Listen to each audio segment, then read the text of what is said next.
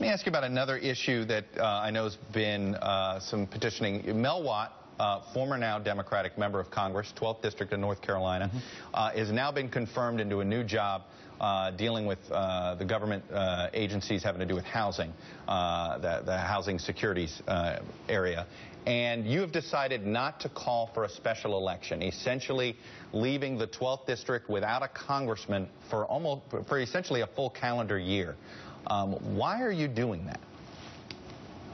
Well, it was a very complex decision. I had to look at voter rolls. I had to look at the military votes overseas. We had to look at the schedule of the existing elections.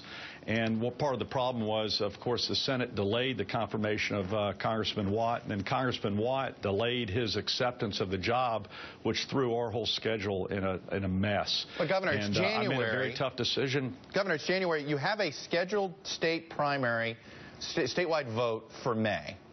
And many states, I cover a lot of House special elections, and many governors, to save money, what you're talking about, basically put the special general election on that primary date and then ask the two parties, for instance, to just do this with their central committee, and then suddenly it's not costing taxpayers any money.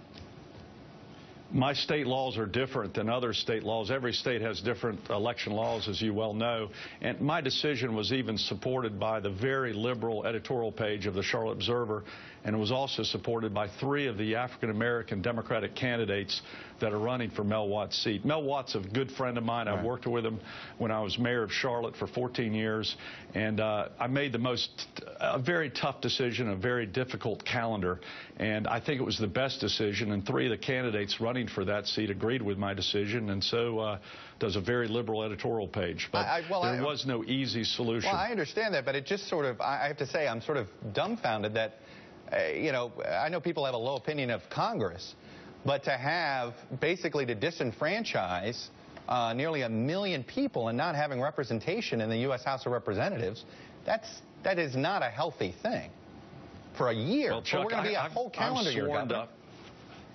Chuck, I'm sworn to uphold the Constitution and laws of North Carolina, and I can't change those laws between now and that election.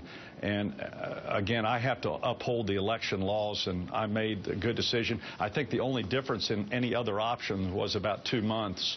And Chuck, you know and I know that not much goes on in Washington between July and the election anyway, which is a sad commentary on Washington politics. I know. I mean, I guess that's. And by the way, Congressman Watt's staff will be very active, and still his staff will be working on constituent services on one of the oddest congressional districts in the United States of America that goes from Charlotte all the way through Salisbury, all the way through Greensboro.